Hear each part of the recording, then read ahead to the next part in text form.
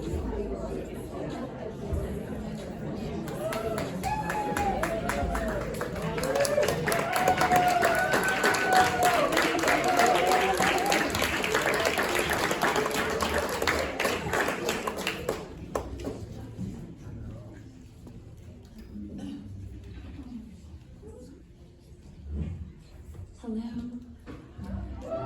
Thank you so much for being here. I am so excited to bring you around the world with me. But before I do, I want to bring you back to a moment about 8 years ago. I was standing on the stage here at eTown. I was a part of eTown's Handmade Songs competition, and I sang my original song, Rearranged. It's a love song to the moon.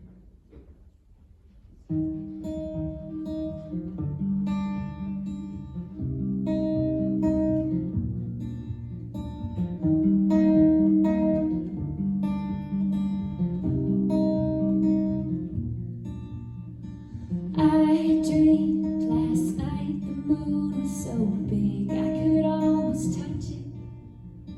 It was like a distant friend came by to visit. The stars circled around, dancing through the galaxy. The moon pulled my soul like the waves upon the sea. Standing in the dark, looking through this kaleidoscope of night, I see you. Oh, blue, you have opened up my eyes to all the wonders of the skies. Don't leave so soon. Whoa, moon. I dreamed the other night I was on the moon's surface, looking out across the valley of endless abyss. The earth wrapped in clouds, so far away, looked so small. A dignified dot on an infinite wall. Standing in the light, darkness guards, encompassing all the universe. Whoa, Earth.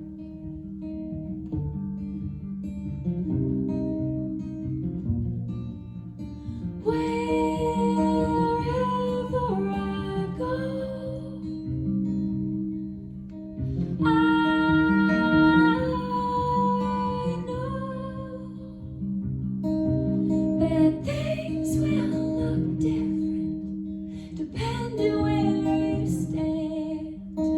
Take it all in and move on to another land. Standing in the dark, looking through this kaleidoscope of night, I see you.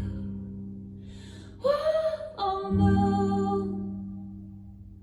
Standing in the light, darkness guards, encompassing all the universe. Whoa, you have opened up my eyes to all the wonders of the skies. Don't leave so soon. It's funny how perspectives change when all your views are rearranged. Whoa, moon. Whoa, moon.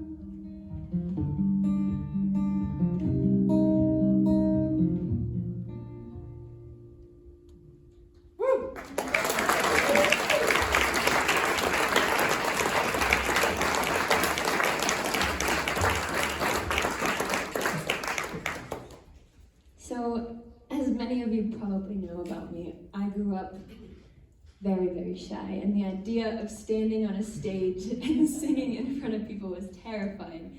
And let me give you a secret, it's still somewhat terrifying, even if you have your best friends and your family in the room. And yet, as I got older, my friends and family and teachers gave me opportunities to feel listened to. You created the spaces for me to feel heard and be able to sing no matter what, no matter the fear. And as I've grown, I've come to think about what are the other voices that might not be listened to for a variety of reasons. Perhaps they don't feel safe enough to speak, or perhaps they aren't humans whose voices we're so familiar listening to. So over the pandemic, a few years ago, I decided that I would write a musical exploring what it meant to be amplifying non-human voices in particular. And this musical is called Ponderosa and explores a tree, a ponderosa pine, who's a singing tree and sings to two young children about what is happening to the earth. And through that, they learn how to stand up for themselves and for the environment. And I got the really special opportunity to direct a small group of young girls to perform that musical over the pandemic. And that was really transformative for me to be able to see what that experience was like, for people to be bringing that story alive through song. So I'm going to share one of those songs with you right now. And it's a song that Ponderosa, the singing tree, sings to the children.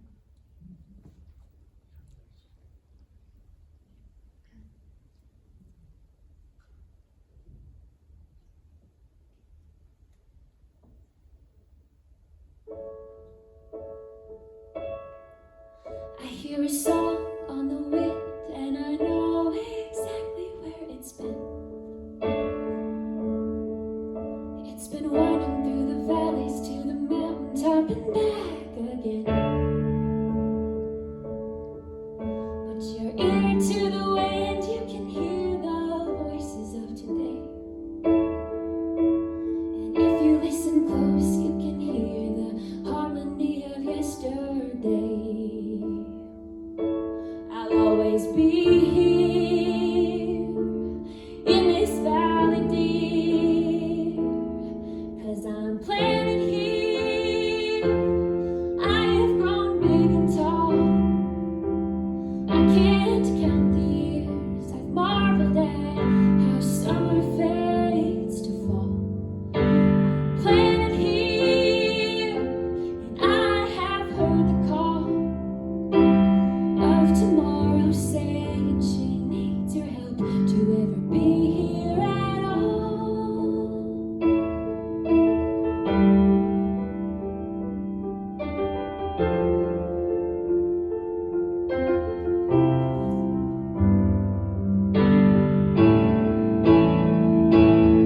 I feel the world in the weather, and sometimes it's hard. Each drop of rain is the pain from somebody's aching heart. I feel the earth as she cries, tears of silent gold.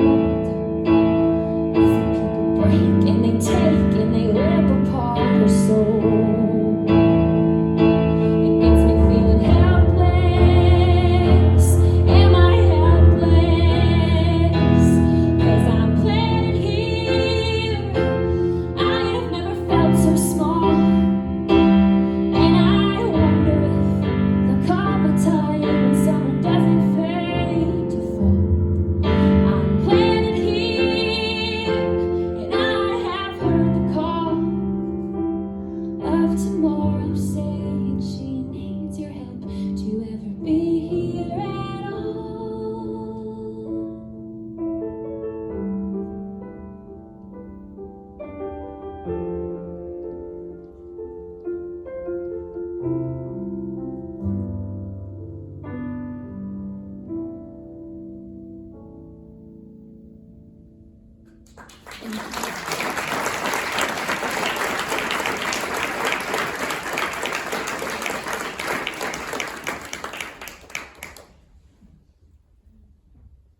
So as the years have gone on, I've made my way from Colorado to Iowa, where my mom grew up and where her family lived.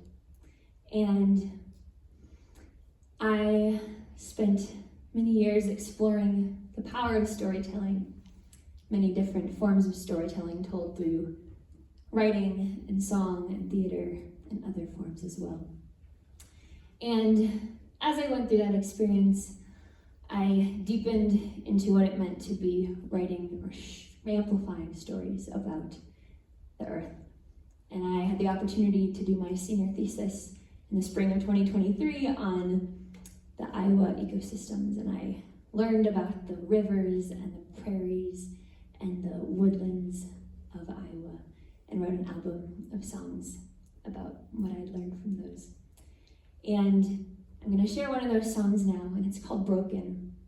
And it's a song that explores what it means to be broken in so many senses of the word, and in particular, what it means to be land that is broken literally by the plow. And also, at the same time, learning about sowing and what it means to sow seeds and sow land back together again. For the Iowa prairie was once covering most of the state, the tallgrass prairie in particular. However, in recent years, due to industrial agriculture and monocropping, the prairie has been pretty much devastated and eradicated, and there's less than 0.1% of the original prairie left. And while this is a really heartbreaking statistic, I'm finding hope in the fact that there are little pieces of prairie, native prairie, that exist throughout the state, and people are working to replant native prairie in intentional ways. And this song is also to recognize the native people who had their land stolen from them and who have been guardians of the land for so long and who are still here fighting for land and for all of us to love the land, just as the land loves us.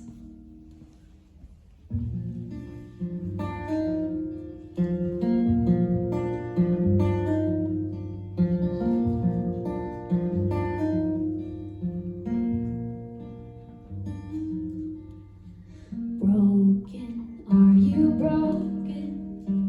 I am broken too. Broken, are you broken? What if you can heal me? I can heal you.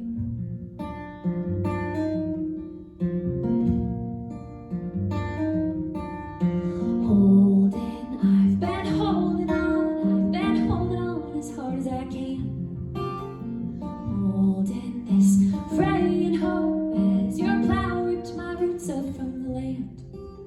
But I'm still here, ready to grow. What if you were the one who said this could be done another way?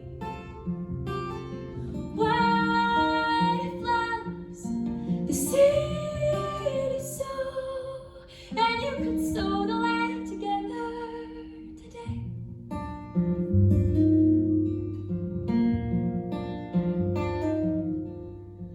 Broken, eroded, I've been sinking down into this lonely stream.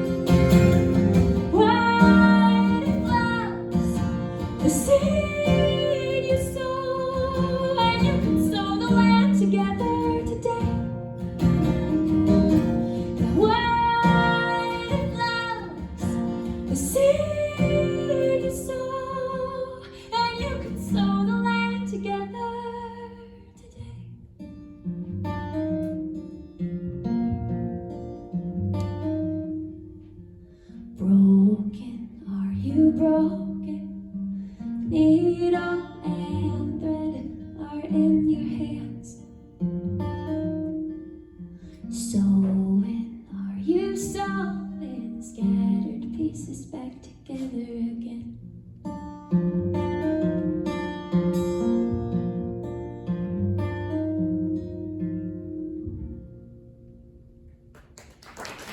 Thank you so much.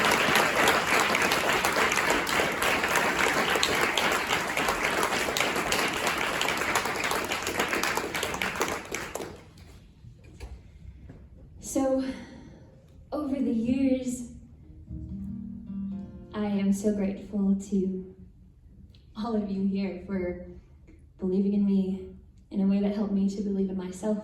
And when the opportunity came up in undergrad at Grinnell to apply for the Watson Fellowship, I decided that I would at least apply.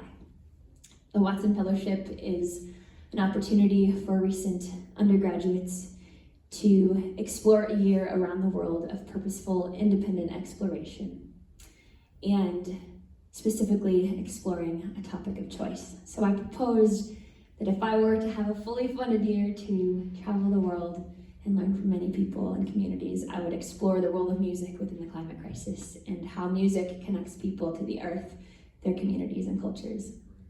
And I found out on March 15th of 2023 that my life had just changed and I was going to be on this journey that had simply been a dream that I'd been dreaming for so long.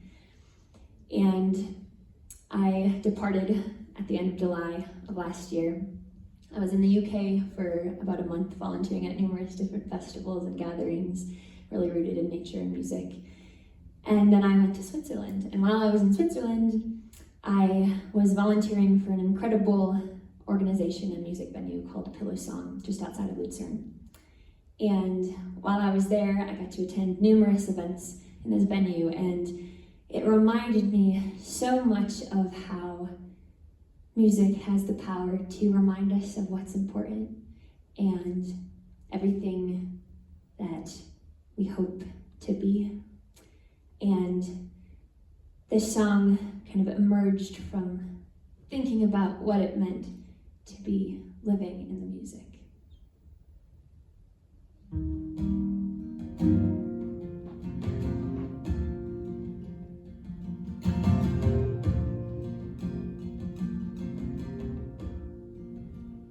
You can take your heart and hold it to your ear, and if you listen close, you'll hear it say, "Hello, I'm here." You can light a spark and hold it to your fears, and in that light, all your worry disappears. When you're listening to the music, when you're living in the music, when you're listening to the music, when you're living in the music.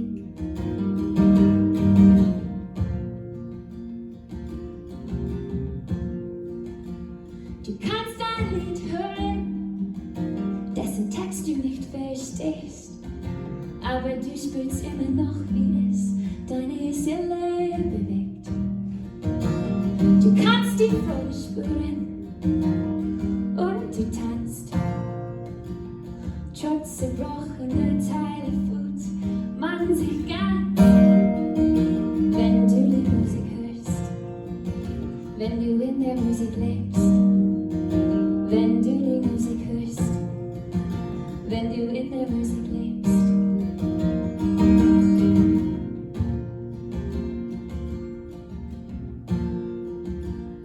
You can sit beside someone you've never known, and looking in their eyes somehow it feels you're right at home. You can ease their pain by helping it be known. You want to say it's okay, you're not alone. When you're listening to the music, when we're living in the music, when we're listening to the music, when we're living in the music, when we're listening to the music, when we're living in the music,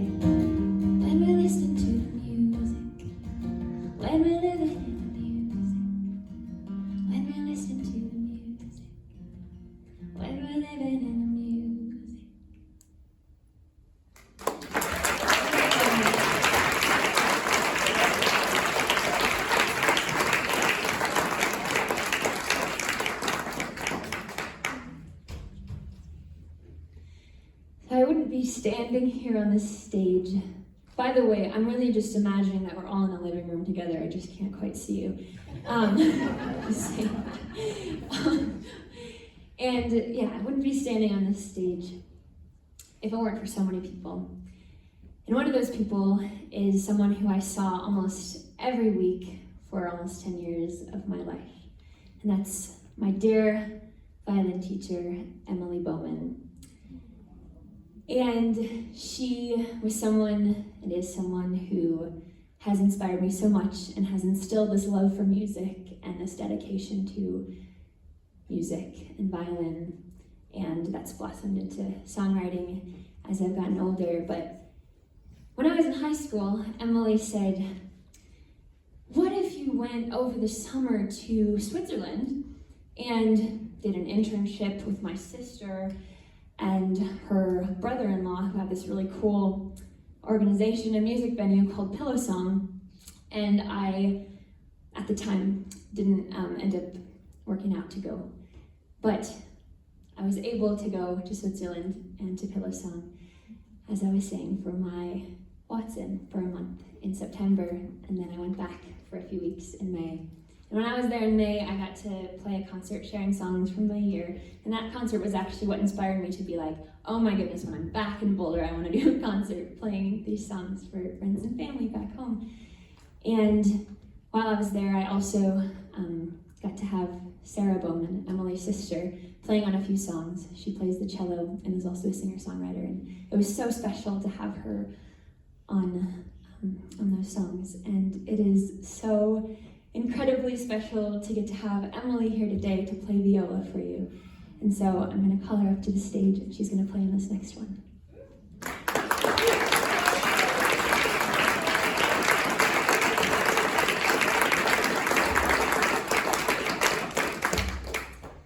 So when I was in Aotearoa, New Zealand, I met some really beautiful humans. And I was spending the day with this couple, Joyda, who is a musician, and Aroha, who is a Maori healer, and makes beautiful plant balms. And she gave me this little balm called Hina Atua balm. And she said it works for everything. You can put it on anything and it'll heal you, and I can attest to that. It definitely works. And it has all these incredible plants that she said kind of tell her that they want to be a part of that balm.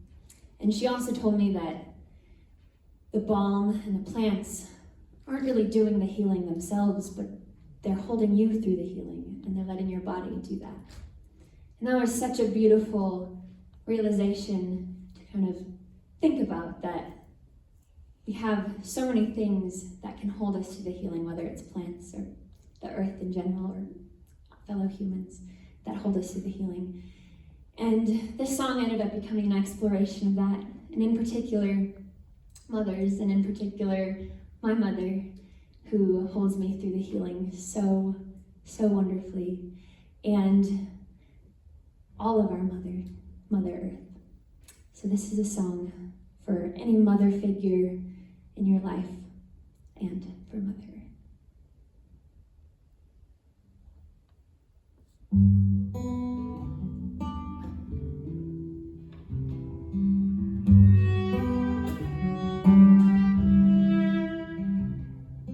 I was not quite here, not quite ready for it all. Golden day, early fall, but held there in that warmth and that light, I felt her whisper, we'll be alright, 'cause I will hold you through the healing. If you let me, I'm not leaving. I'll wrap you up in all the love I have. And when you're lost, you always can come back.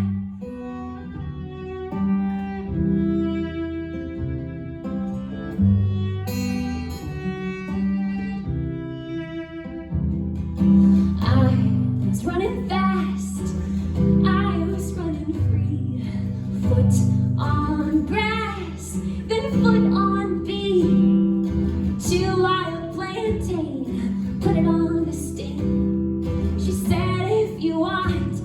teach you everything, and I will hold you through the healing. If you let me, I'm not leaving.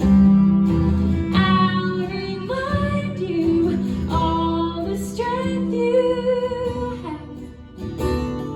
And when you think it's gone, it can't come back.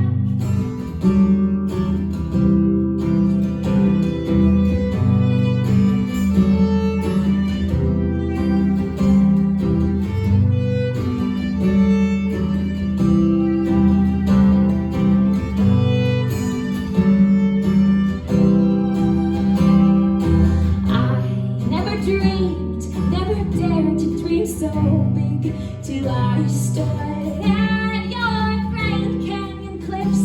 I burst out loud, oh, this must be it.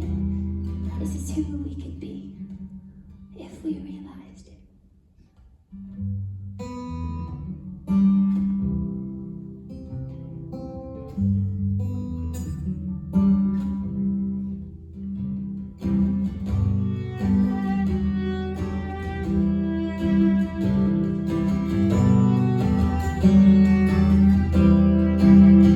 But the devils keep dancing, repeating mistakes they've forgotten. We're here to give and not take.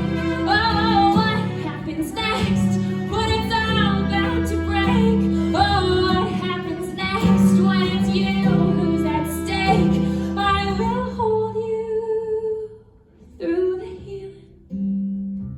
If you let me, I'm not leaving. I'll tend these seeds with all the love I have. And one day all the wonder will come back.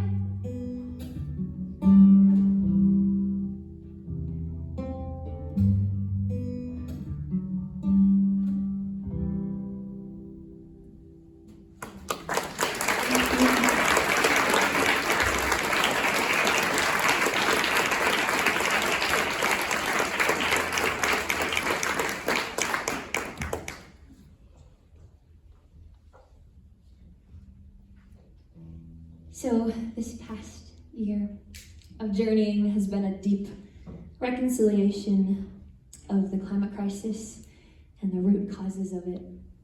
And I spent a few weeks in Dubai in November and December attending the annual UN Climate Summit, COP28, which some of you might be familiar with. And while I was there, I really witnessed many global leaders and delegates negotiating global climate policy. And it was so clear that they had many different visions of what climate policy should look like and what the future should look like.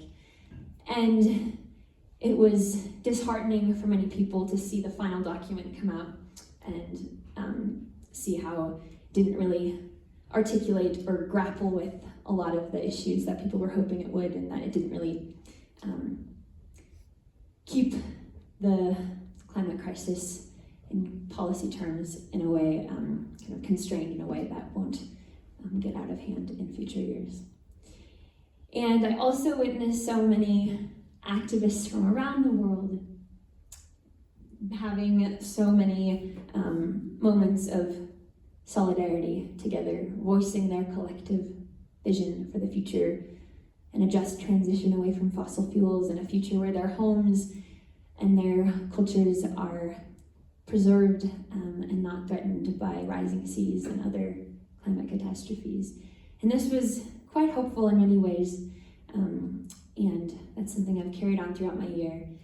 And when I was in England a few months ago in June, I attended a book launch event from an activist and an author, Michaela Loach, who is a British woman of Jamaican descent, and she talks about how she's grown up going to Jamaica to visit her grandmother, and over the years she has seen the beach next to her grandmother's house kind of falling away into the ocean due to rising sea levels. And she talks about many other personal experiences of what it's like to be a climate activist. And she has this new book called It's Not That Radical. And in it, she talks about what it means to look at the climate crisis as an opportunity to really get at the root of systems that are driving the climate crisis, such as colonialism, capitalism, and white supremacy. And she, articulates how it truly is an opportunity to reconcile with those systems and create a future for everybody to exist in that's no longer rooted in systems that exploit people for the profit of a few. And again, I've been so inspired from her, and this is a song kind of weaving together some of the things that she talks about in her book and what it means to be getting at the root and growing something new from the roots up.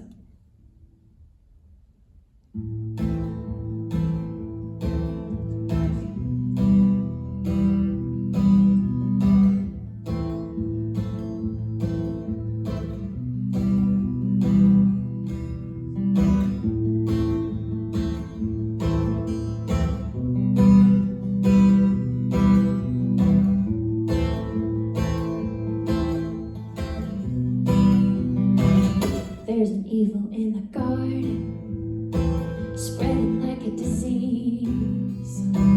There's a serpent in the garden, working overtime to convince you and me that we're different from each other, that we're separate from it all. Trying to blame it all on Eve and make everyone believe that she's the reason for a fall.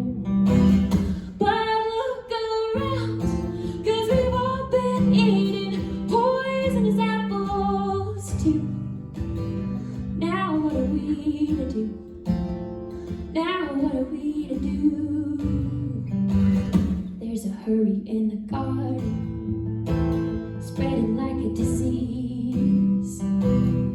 They say to save the garden, we must beg their pardon, pour more poison on the leaves. But look around, 'cause this tree we've killed is feeding off us. We'll do what we must. Yeah, we'll do what we must. We will pull it from the roots up, roots up. Pull it from the roots up, roots up. Pull it from the roots up, roots up. Pull it from the roots. Yeah, we'll pull it from the roots up, roots up. Pull it from the roots up, roots up. Pull it from the roots up, roots up. Pull it from the roots.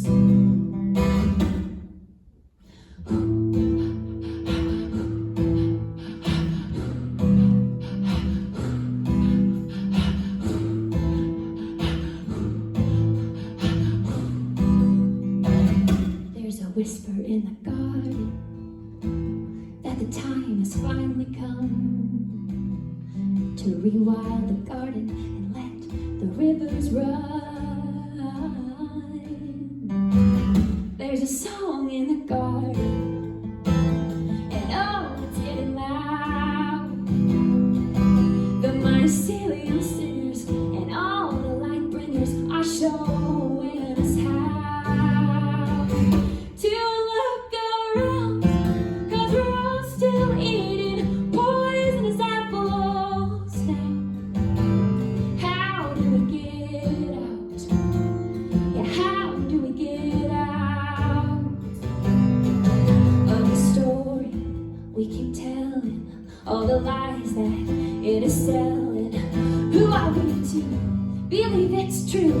We will change the world when we believe we can. Just imagine this new tree we will plant when we grow it from the roots up, roots up. Grow it from the roots up, roots up. Grow it from the roots up, roots up. Grow it from the roots. Yeah, we'll grow it from the roots up, roots up. Grow it from the roots up, roots up. Grow it from the roots up, roots up. Grow it from the roots.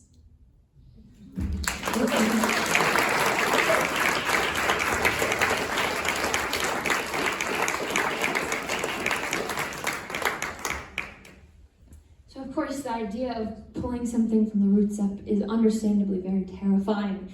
And how do we reconcile that? And I certainly don't have the answers, but I know I've been really inspired over this past year of witnessing many communities and individuals who are doing that on small levels and creating a vision for the future that is quite hopeful and really rooted in practical things that are not just kind of lofty concepts that we're hoping to achieve.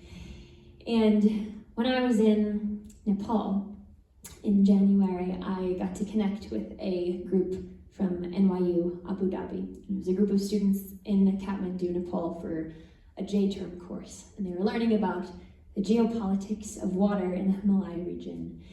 And we attended a conference where there were many speakers sharing about how the climate crisis is affecting across the country of Nepal. And there was someone there who was a biodiversity expert, and she was sharing about her work in the mountain regions and how when she's working with these communities, she initially was asking questions like, how are you seeing climate change affecting your community? And they didn't really respond to that because they haven't really learned about the climate crisis in the way that she and maybe a lot of us kind of think about. And so she started asking questions like, are you noticing weather changes in the recent years? And how have your crop cycles been doing in comparison to the past decades? And questions like that.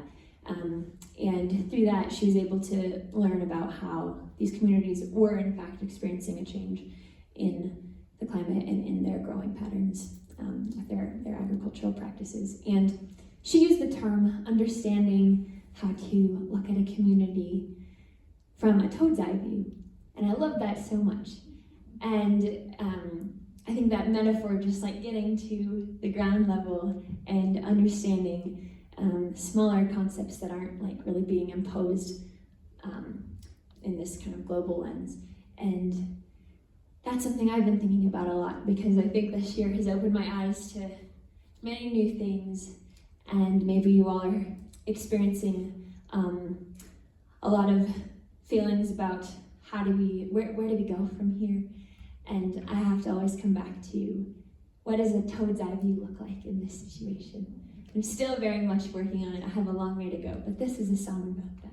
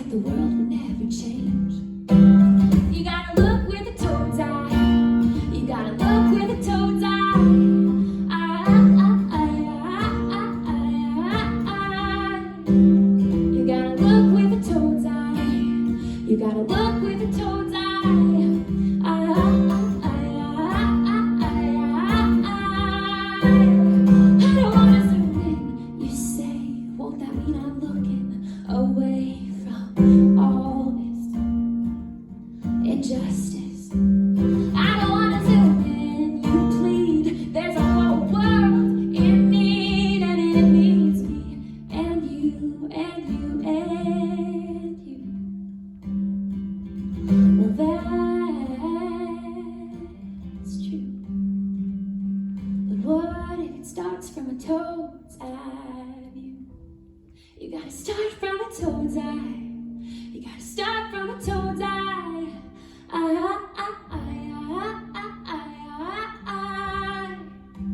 gotta start from a toad's eye. You gotta start from a toad's eye.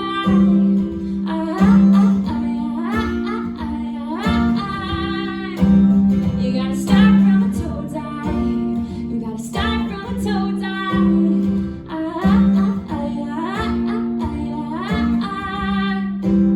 You gotta start from a toad's eye. You gotta start from a toad's eye.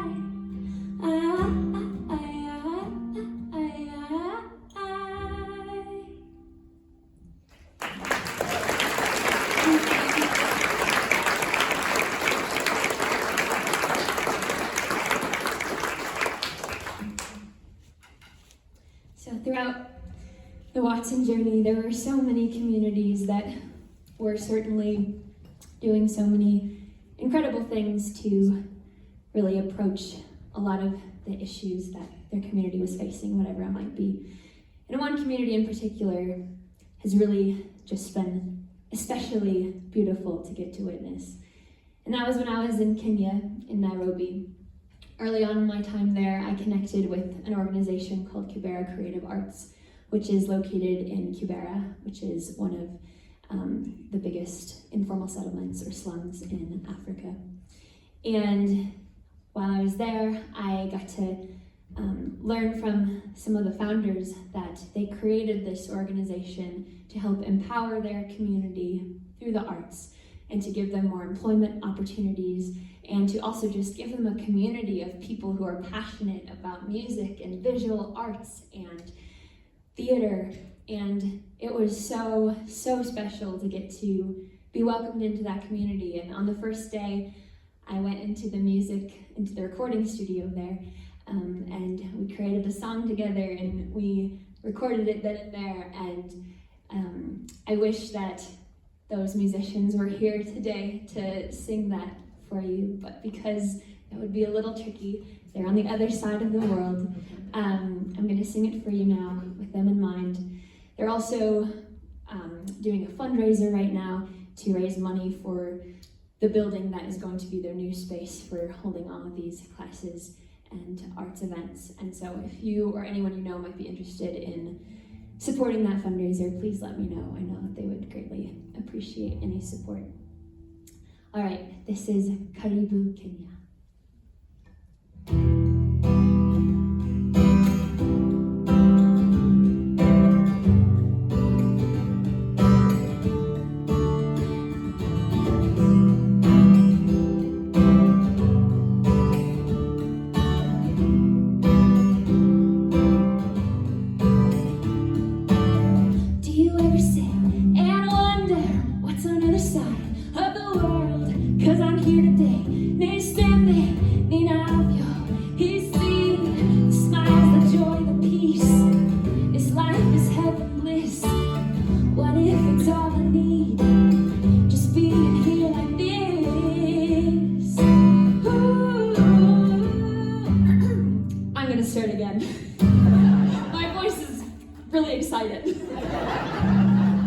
It might happen again, but I'm gonna start over. That was a little preview. It's nice to hear you guys laughing. Please do that more.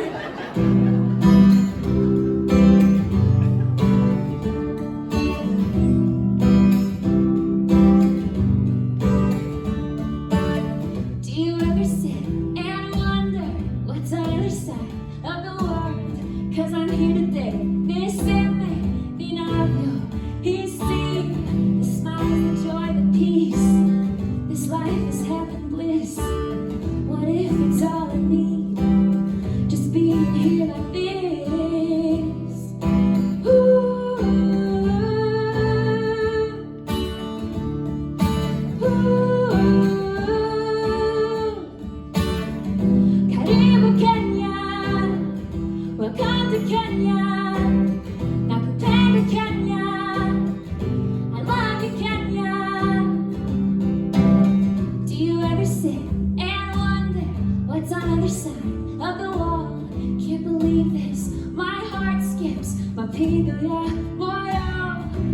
music, people hope. My home away from home. The friends, the food, the trees.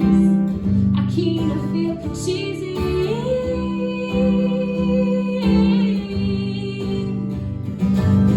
Alright, this is where you get to learn some Swahili. It's really simple, so it just goes like this. Karibu Kenya. Karibu Kenya. Why don't you sing that with me? Karibu Kenya.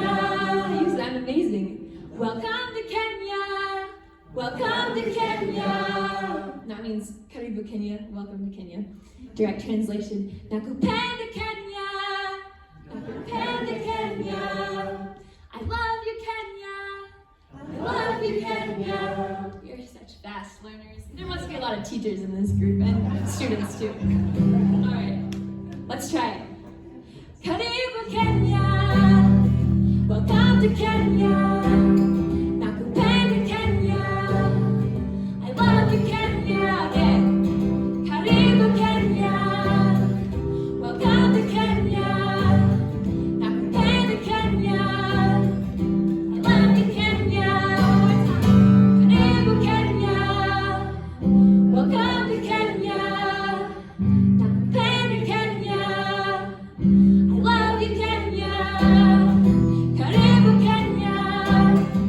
Welcome to Kenya. Nakupenda Kenya. I love you, Kenya. Thank you for singing.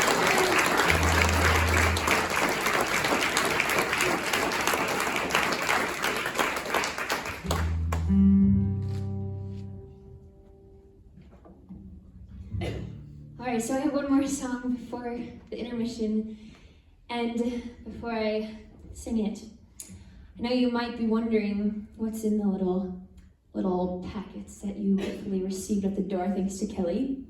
And if you haven't opened it yet, I invite you to do that. And you'll notice that there's a little sheet of paper, and it'll have a name on it. And it's a name of someone who I met this year who has inspired me a lot. Each of you will have a different name. And it was kind of a simple way of bringing those people into this space together. And if you click on the QR code, you'll find a database of, database sounds really like academic, it's not a database. A list of, nothing against databases. You'll find a list of names, and it's in alphabetical order, so you can find your person listed and click on it to learn more about them, and also, of course, check out the other people as well if you want.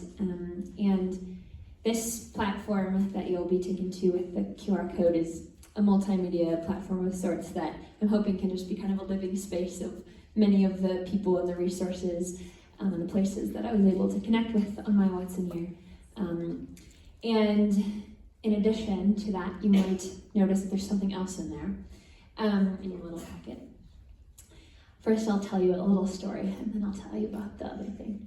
So when I was in Nepal, with that same group of students, we were on a tour across a part of Kathmandu. We were learning about many things from our tour guide, Anil, and he talked about how in the 2015 earthquake, the people of Nepal were receiving international aid for a period of time, and eventually though that ran out and there was no food coming in from outside. However, the people were able to sustain themselves by the fact that they had planted seeds and they were growing their own food across the city and the country. And this was a really beautiful example of just what it means to save seeds that might be needed at a future time. And I was asked to write a song with this group of students, and a lot of us were really moved by that story, and so that kind of became the framework for the song. And then in order to have specific details woven throughout the song, I asked them questions like, what is a sound you would save? What is a feeling you would save? What is a place you would save? What is a food you would save? And they shared such special responses. Like, I would save the sound of somewhere quiet, the sight of fields at sunset. I'd save all of the excitement. And it's just a way of exploring what is it that we're all saving and holding on to that might carry us through whenever hard times might hit. So you'll find a seed in your packet. It is on seed paper, and I invite you at some point when you're home to write something on it in response to the question there. And all you need to do is soak that little seed paper in water overnight and then peel it apart into little pieces and put it into the ground. And it'll grow, hopefully. I don't know what it will grow. I got these seed papers from this lovely business in Boulder called Bloomin'. So if you're ever in the need for seed paper, go there. They gave me a lot of these little leaves to use for this. And I forgot to ask though what the seeds are. So it might be wildflowers, it might be carrots or lettuce. You'll have to plant it and you can let me know.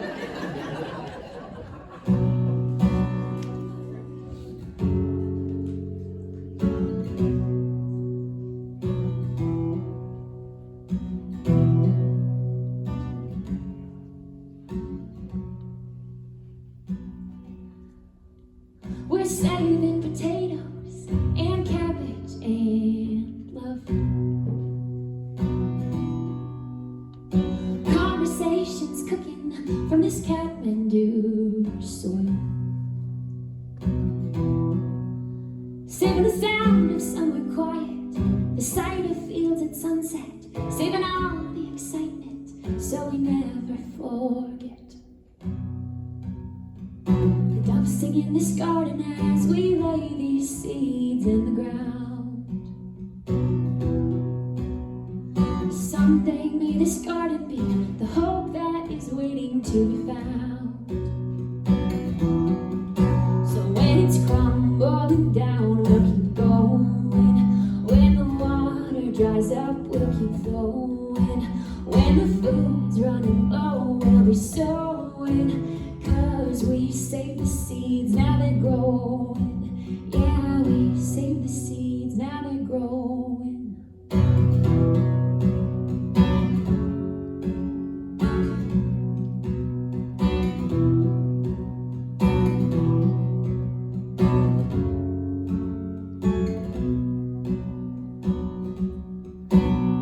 We're watering these seeds with courage and love. Determination growing from the ground up. Water like the rain we played and brought relief, brought the wells. And water like the lake we found and the glaciers that are melting. The wind blows through these prayer flags as we water these seeds in the ground. Someday may this garden be the hope that is waiting to be found. Crumbling down, we'll keep going. When the water dries up, we'll keep flowing. When the food's running low, we'll be sowing. 'Cause we save the seeds, now they're growing. Yeah, we save the seeds, now they're growing.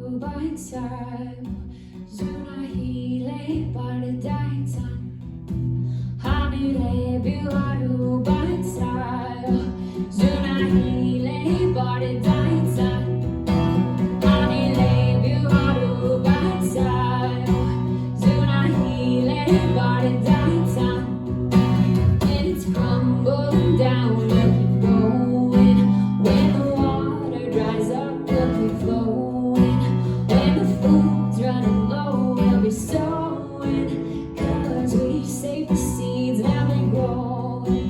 Yeah, we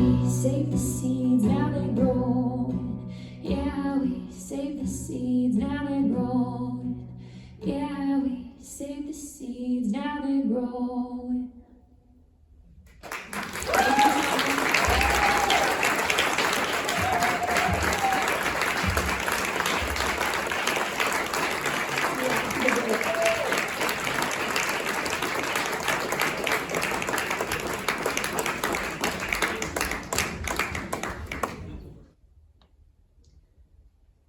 I had a dream that the sky forgot how to rain.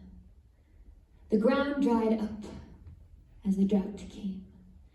And I realized it was because I hadn't let myself feel, hadn't let myself grieve, hadn't let myself heal. But I heard a song. It was the dawn. It reminded me why this is the journey I'm on. I heard a song. I felt earth deep in my bones, while Pacific and Indian Islanders sing songs from their homes. Islands threatened by rising seas, islands I've never been to till the songs brought me. I heard a song in a monastery in Nepal as Buddhist monks chanted a funeral call. I heard it in Sussex, in a field at midnight. We made no sound and we had no light, gathered around a singing nightingale with whom musicians improvised. A bird said to be a canary in a coal mine, gone within our lifetime.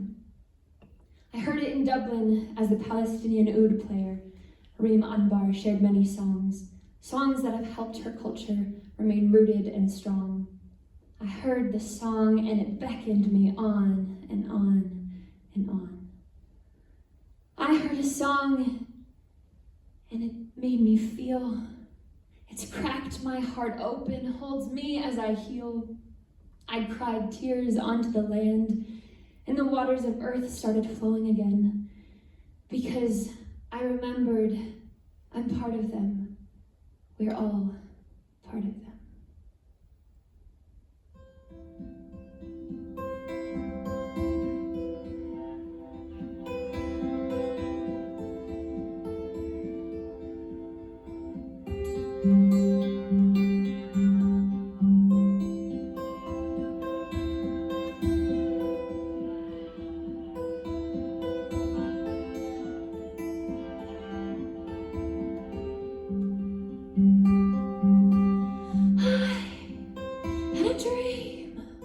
The sky forgot how to rain.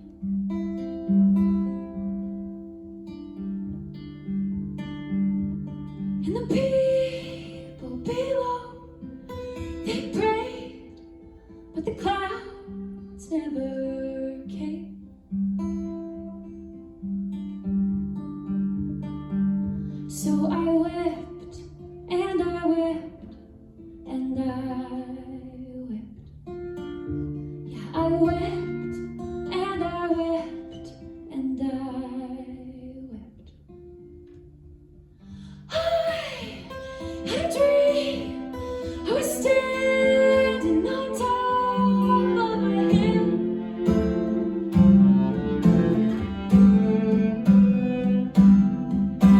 and I couldn't move, for my feet were frozen still.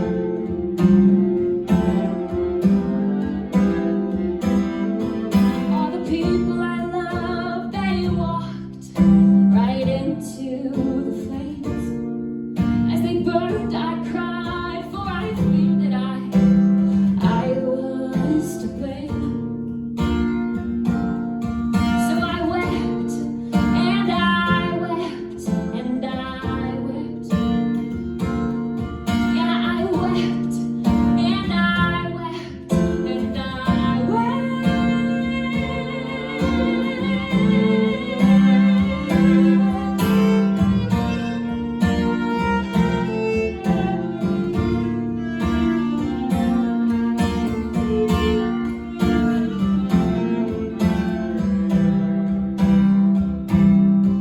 Now I'm praying that maybe we'll take what is broken to help us to grieve and to help us crack open. It wasn't our choice, but we have been chosen, and we are the answer in a wind that's been blown. I'm praying that maybe enough of us cry and we'll fill up these streets. Let our tears we can wake up from this dream of denial.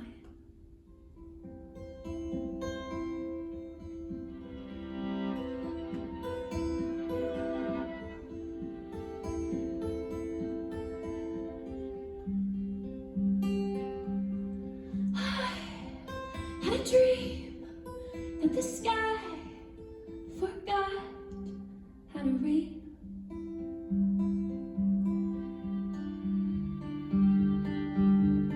And the people below, they prayed, but the clouds never came.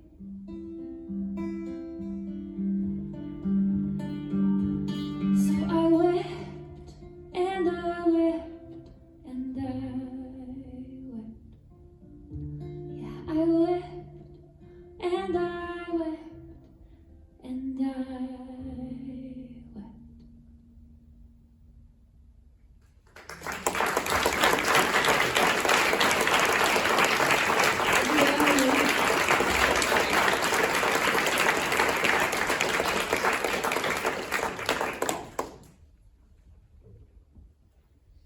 So I know this feeling of grief is one that I've really tried to sit with this past year on an individual and global level.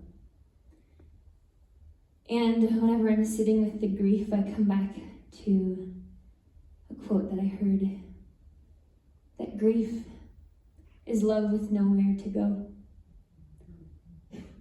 And when I think about this, I think about people who have turned this love with nowhere to go into action, and I'm incredibly inspired by them. And I imagine you can think of people in your life or throughout history who you look to who have done that.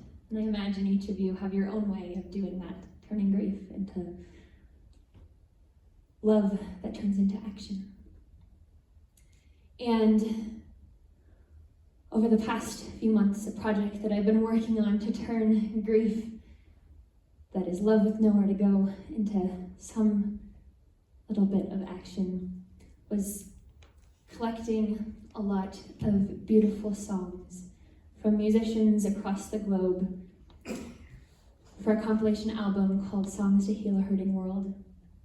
And the funds for this project are all going to folks displaced from Gaza and an organization called We Are Not Numbers, which is a Palestinian nonprofit amplifying Palestinian voices. And this nonprofit was started by numerous people, one of them including Rafat Al-Arir, who is a beloved Palestinian poet who was killed in an airstrike in December. And his poem, If I Must Die, has made its way across our world and has moved many people, including myself. And I was moved to put his words to music for this compilation album.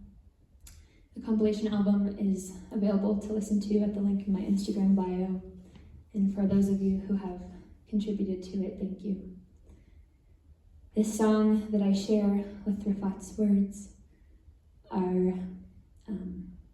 this song is a reminder of all the people who have been killed due to violence and injustice across our world, and a call for peace.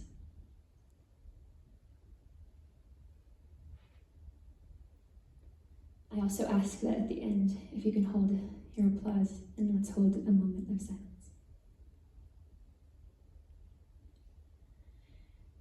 If I must die, you must live to tell my story,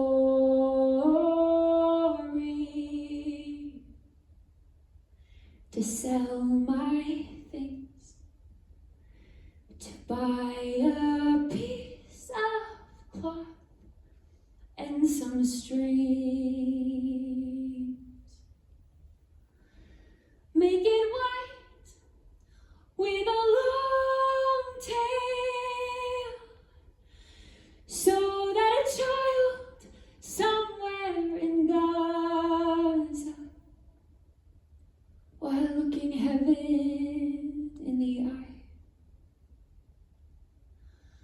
awaiting his dad, who left in a blaze and bid no one farewell, not even to his flesh, not even to himself. Seize the kite, my kite, you made, flying up above, and thinks for a moment an angel is there, bringing back love. If I must die, let it bring hope. Let it be a tale.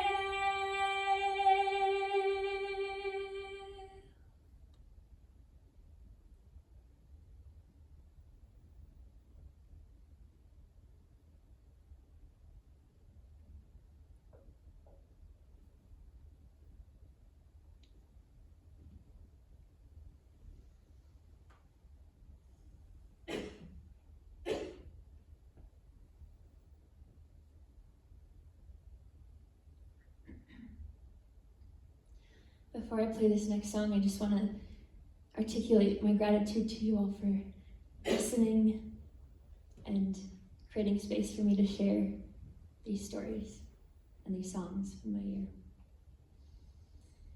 This next song is one that I wrote when I was in Aotearoa, New Zealand, after learning from a woman there who inspired me a lot in many ways. And one day she was talking about how it feels like there's so many different voices that we could be listening to, and how do we choose who and what to listen to? And what are the stories that are shaping our reality and our history and our future? And in this recognition of so many different stories, it feels so easy to not know what the truth is and get lost in the questioning of it all. And she said that when she doesn't know what to believe, she comes back to what she knows to be true, no matter what. And for her, that's putting her hands in the dirt, growing her food, and loving the people right around her. So this is a song for her and for all of us, coming back to whatever it is we know to be true no matter what.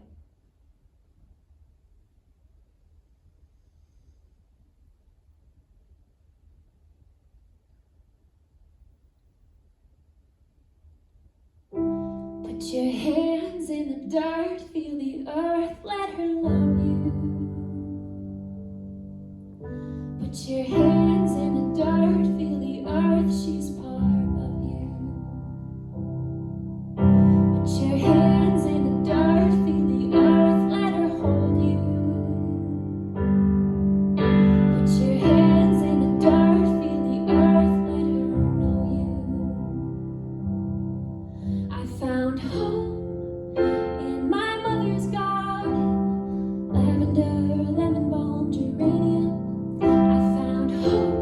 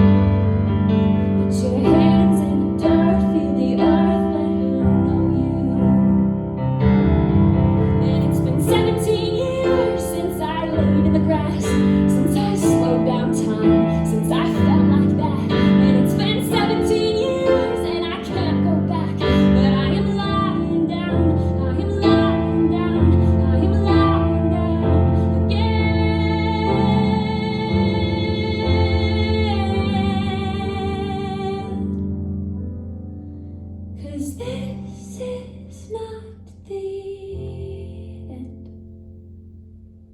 So put your hands in the dirt, feel the earth, let her love you. Put your hands in the dirt, feel the earth, she's part of you. Put your hands in the dirt, feel the earth, let her hold you. Put your hands in the dirt, feel the earth, let her know you. Put your hands in the dirt, feel the earth, let her love you. Put your hands in the dirt, feel the earth, she's part of you. Put your hands in the dirt, feel the earth, let her hold you. Put your hands in the dirt, feel the earth, let her know you. Now I dry flower petals in the sun, dandelion, periwinkle, pine blossom, collecting the joy in jars, 'cause joy is always ours, and joy is what will save us. Thank you.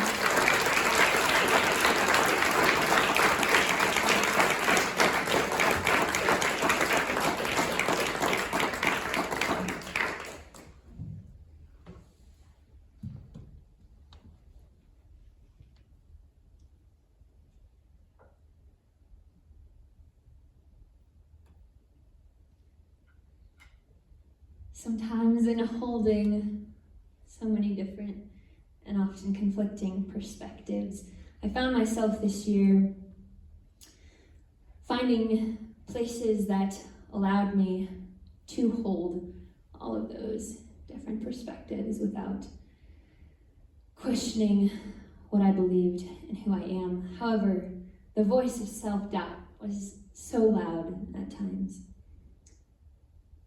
It would ask, who are you and what do you believe? And it's still asking that, and will probably always be asking that. But I guess that's the beauty of life, to be figuring out the answers to those questions in many different ways, and hopefully in ways that don't harm other people or things or creatures.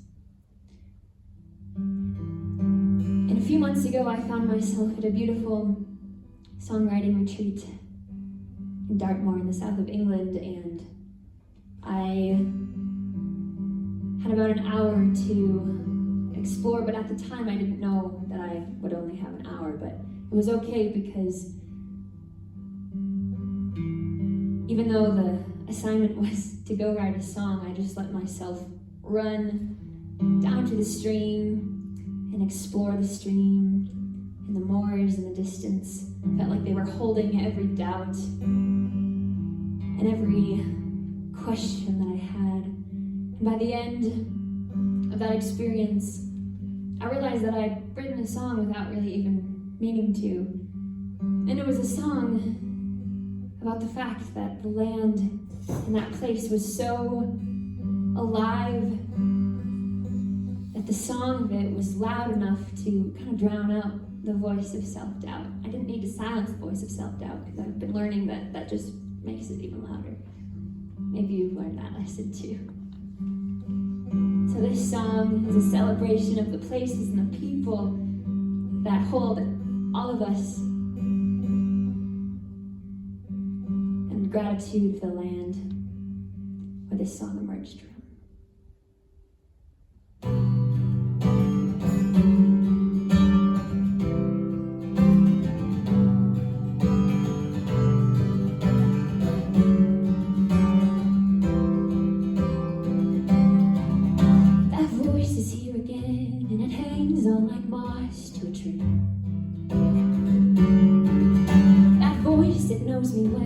Sounds a lot like me. But that voice only listens to doubt, and it tends to get louder in pain. I try to stop it from singing, but it grows like green in the rain.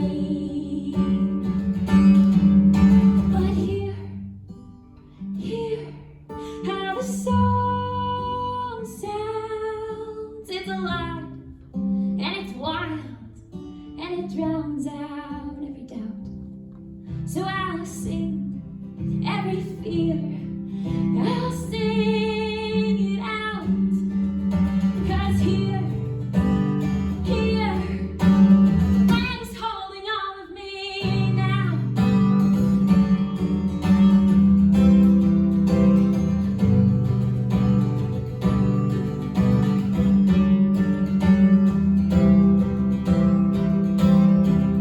That voice is here again, and it follows me down the street. And it's hard to tell if it's holding me back from my big dreams. Knee deep in the mud, leaning in to the fear, kinda love how it feels when I stare it in the face. See, I see you, I know that you're real, but you're just a river leading to something bigger. And here, how the song sounds. It's alive and it's wild and it drowns out of doubt. So I'll sing every fear, I'll sing it out, 'cause here, land is holding all of me now.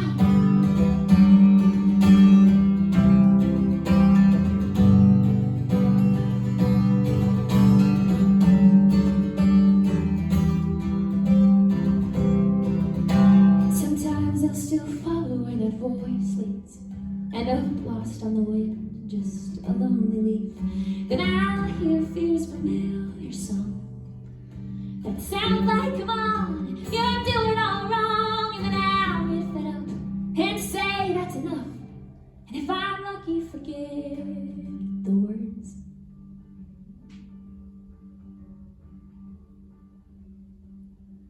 And I'll sing my way back to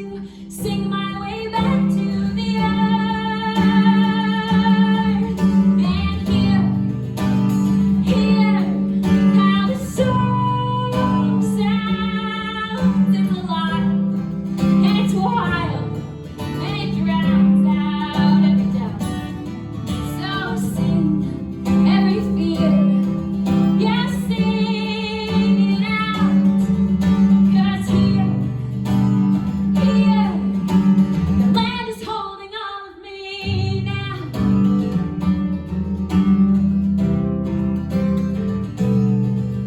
Yeah, here, the land is holding all of me now.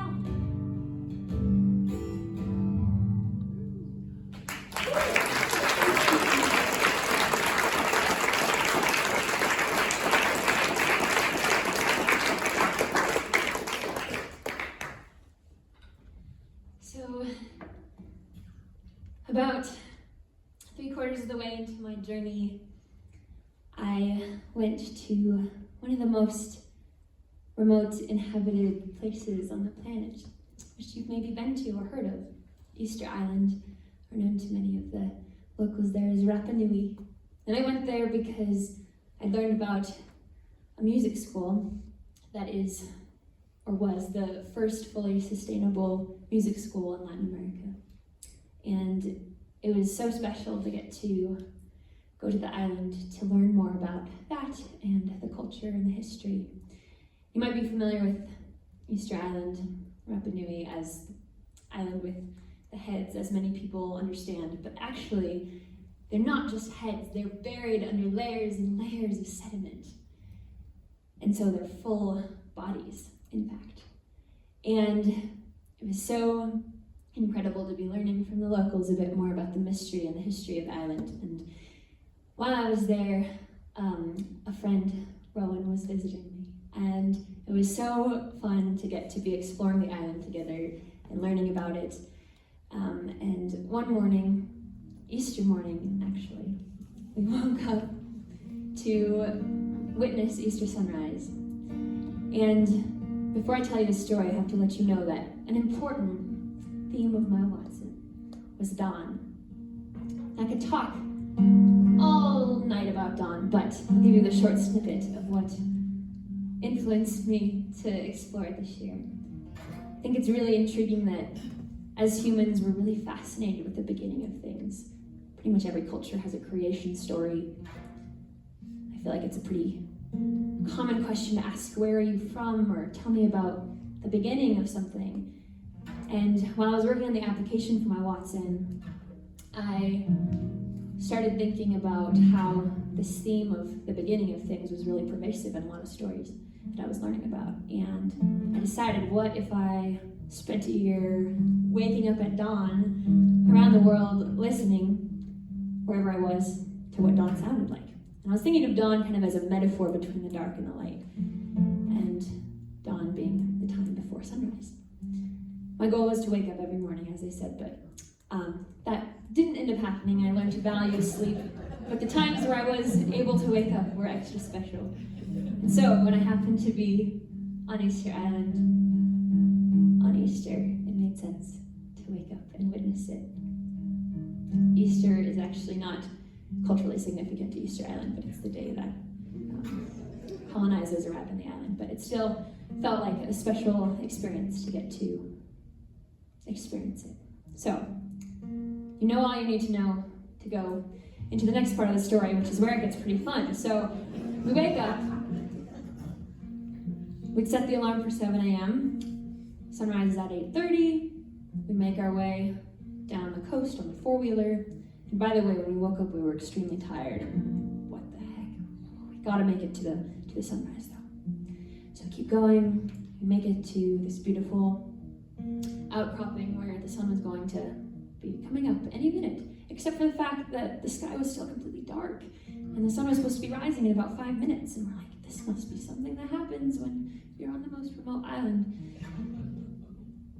And then, out of nowhere, I remembered that my SIM card was still on Santiago time, which is 2 hours ahead.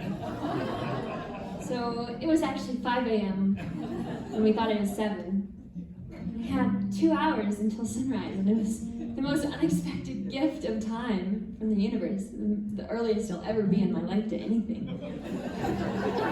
So we spent the dawn dancing in the dawn light, and this is the song about it.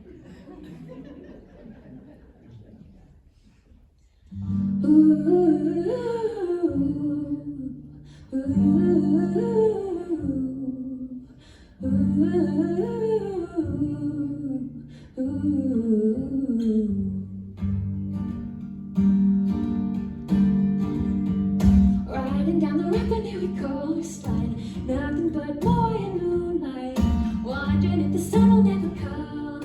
Maybe she was swallowed by the night. But then a light breaks through at Earth's edge. This story never ends.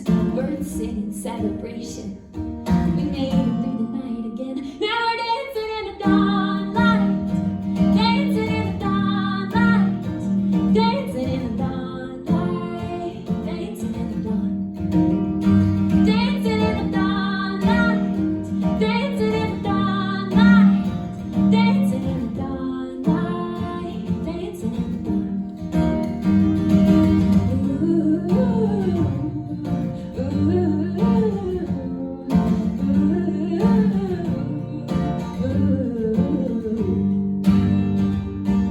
Patient as the Rearranged coastline, worn by wind and waves crashing so free. Days she tips her toe with all the colors, painting the whole sky for us to see. But don't be afraid of darkness when it comes back again, 'cause you got sun inside you. Just keep shining from within till we're dancing in the dawn light. Dancing in the dawn light. Dancing in the dawn light. Dancing in the dawn. Dancing in the dawn light. Dancing in the dawn light. Dancing in the dawn light. Dancing in the dawn.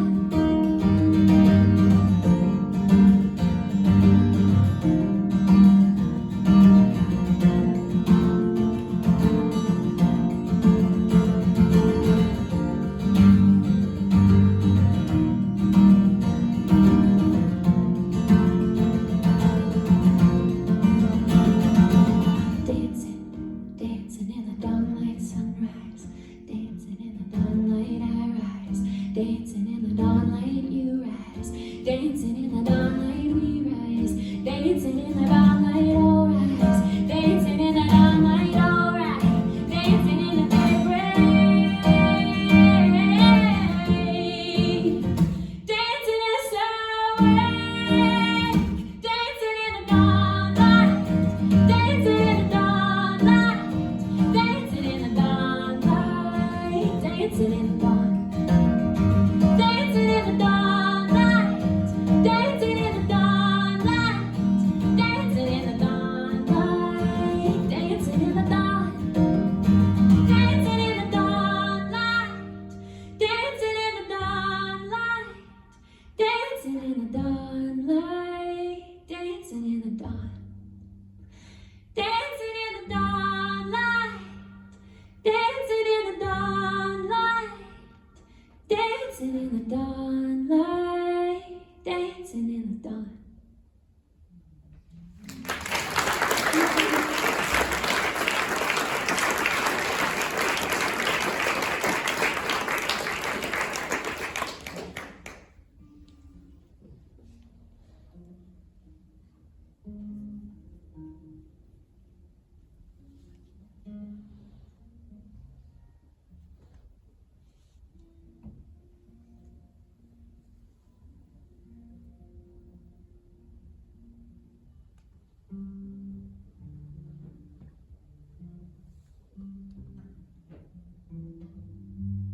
I call this bit random guitar solo.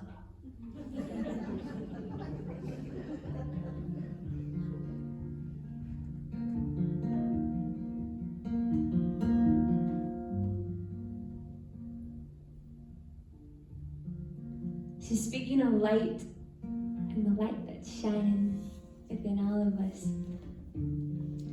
Something that I was reminded of so much this year was that we're mirrors for each other, shining back the light that we might know, we might not know we have inside. And I'm so grateful to all of you who've done that for me in so many ways. And the many ways that I know you do that for other people too. So this is a song about the people in our lives who are mirrors. I wrote it a few years before I left for my Watson journey, but it was really special getting to play it at different points throughout the year. So I'm going to play it for you now.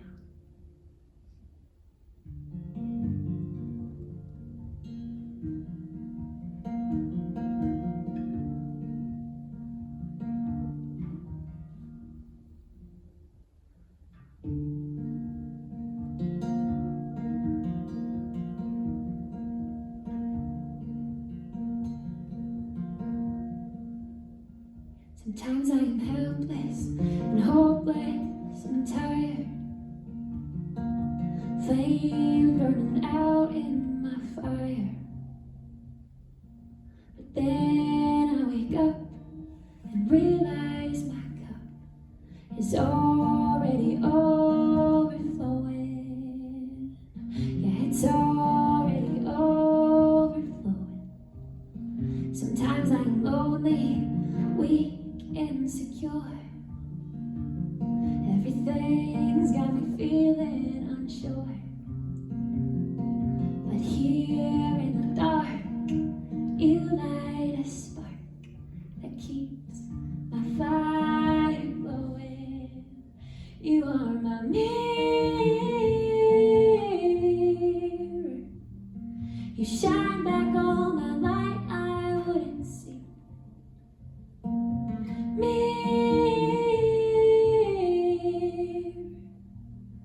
Without you, I don't know who I'd be. Sometimes I am shackled, sometimes I am steady. Sometimes I forget all that I want to be. But then you come around, bring me back to the ground. Who I am, you always remind me. 'Cause you are my mirror. You shine back all my light I wouldn't see. Mirror.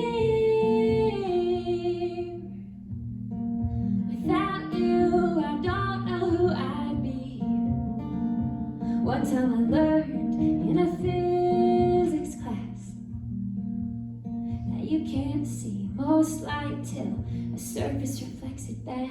And I guess, in a way, we need our light reflected too. To reflect somebody's light is the best thing you could do. Can I be your mirror and shine back all your light you never see? Mirror, every day that's what I try to be.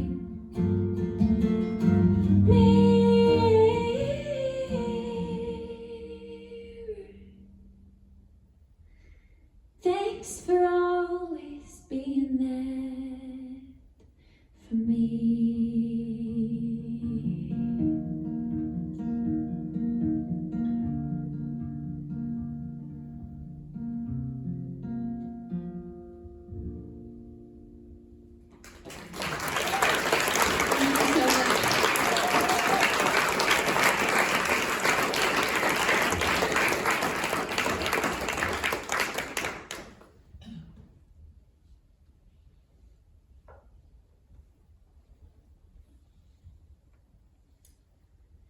So this year was an exploration of many things, one of them being water and water cycles, and how everything's so connected when you're thinking of it in terms of water.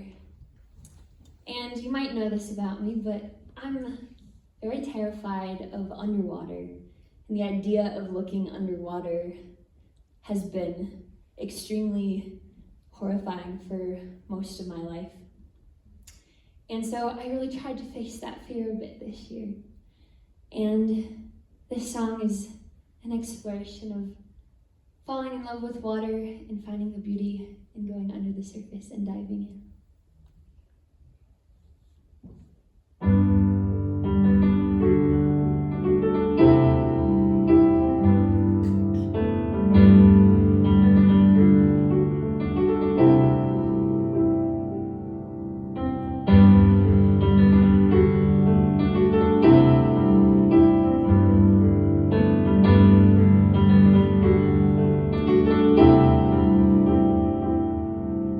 Sing me into the sea and wrap your song around me, engulfed in your waves. I wanna stay till the tide washes me in.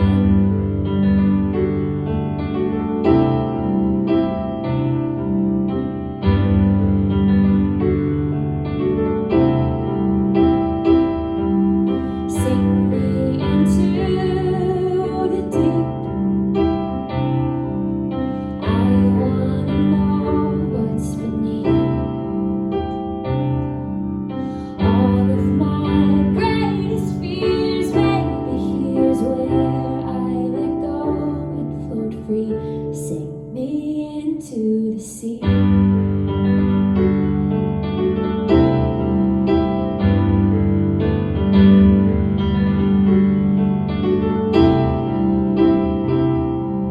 Sing me into the sky.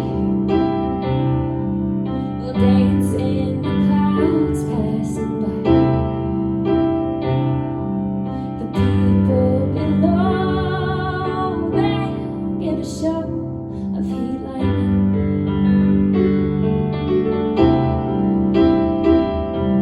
Sing me into the rain, a song for a world in pain. We'll water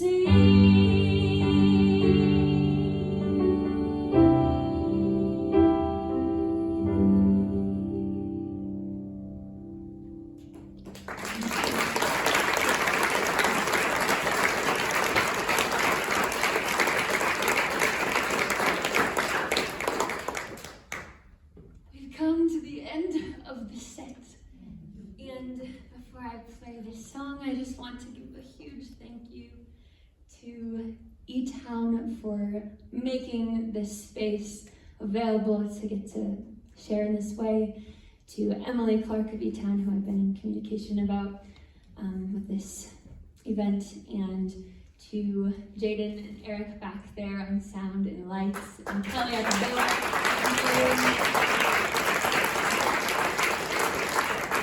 And to Emily Bowen for playing viola and being willing to do both.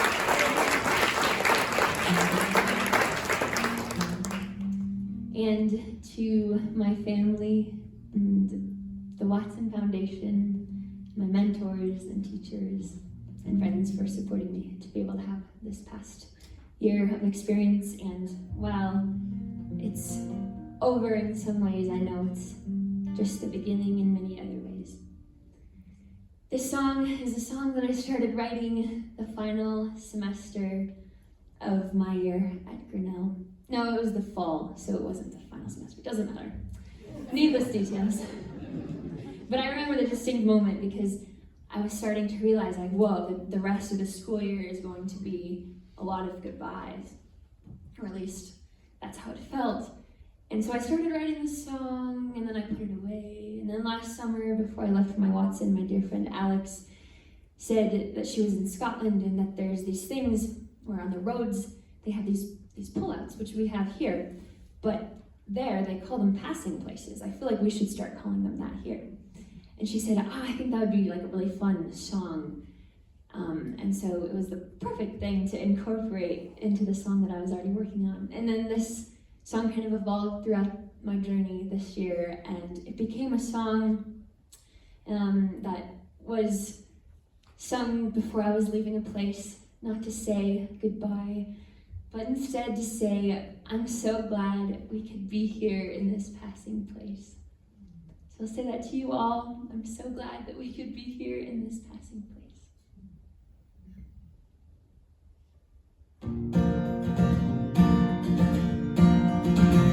Feels like yesterday we were at hello. You were just someone who I didn't know. Out of everyone who it could have been, it was us there in that moment then. All the time turned into stories. Stories turned to stones.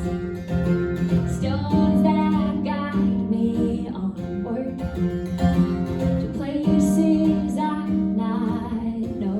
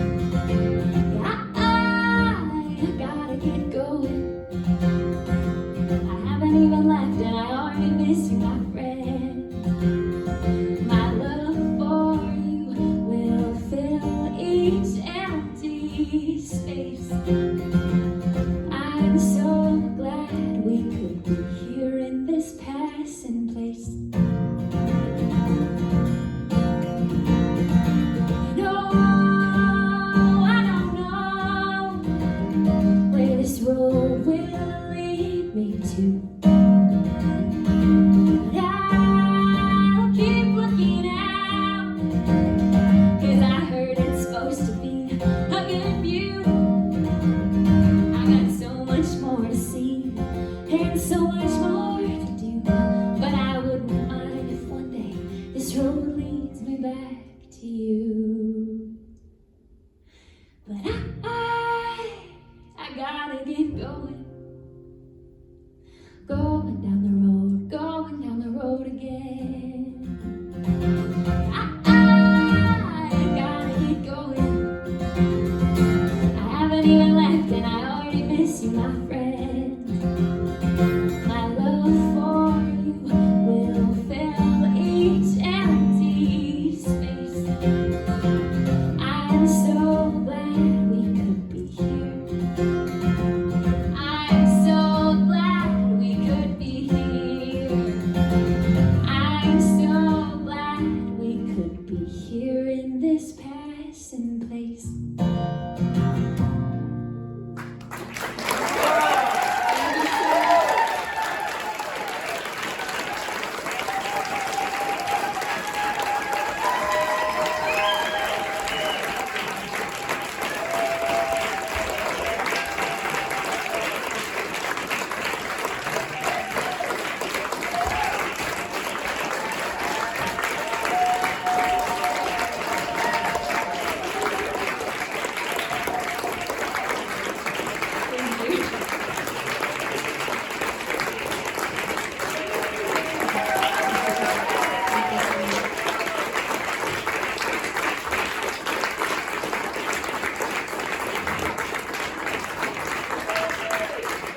Thank you guys so much. I do have one more song, and I'm really excited to sing it. It's not a song that I wrote, it's a song that I came across through my journey.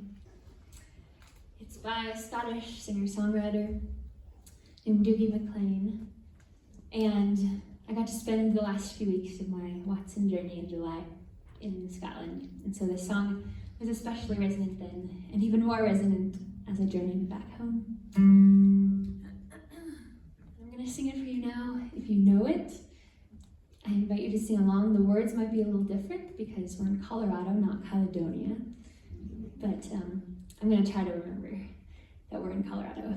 If we happen to move to Caledonia, so be it.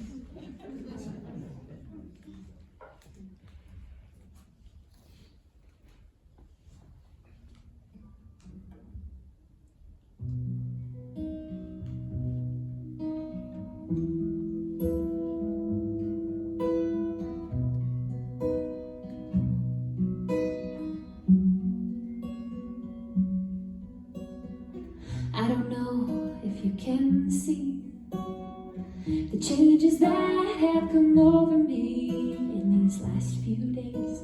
I've been afraid that I might slip away, so I've been telling old stories, singing songs that make me think about where I came from. That's the reason why I seem so far away today. But let me tell you that I love you, that I think about you all the time. Colorado, you're calling me, and now I'm going home. And if I should become a stranger, know that it would make me more than sad. Colorado's been everything I've ever had.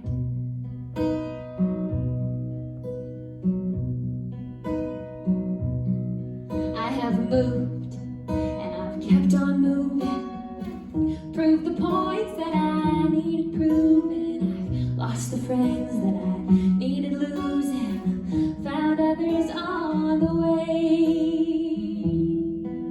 I have kissed the ladies and left them crying, stolen dreams, yes, there's no denying. I've traveled hard with conscience flying, somewhere with the wind.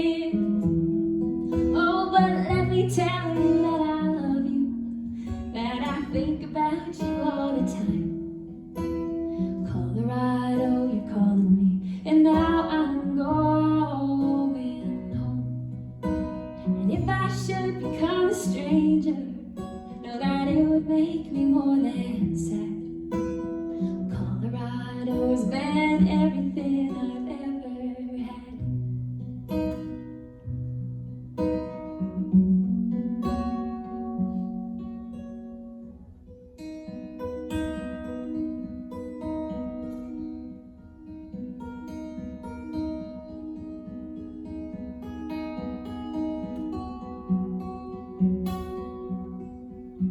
Thank you. Danke. Santi, Santi. Baka bitte. Tiche. Sipsma. Namihi. Gracias. Maururu. Thank you.